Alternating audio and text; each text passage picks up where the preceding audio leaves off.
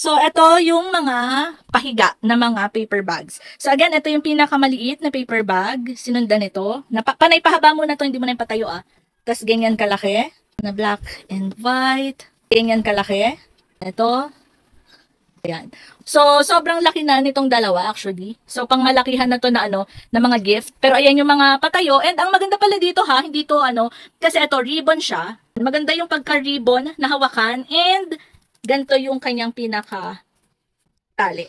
Ayan. Sobrang ganda nito as in elegant siya. So, kung kayo ay maghahanap ng mga panregalo, okay na okay itong mga paper bags na to. So, sulit na sulit. Again, lalagay ko dyan sa yellow basket yung iba't ibang mga color sizes, ganyan. Ayan yung pahiga. Tapos, ito din pala yung mga patayo. So, ito yung pinakamaliit na patayo. Ayan, papalaki ng papalaki.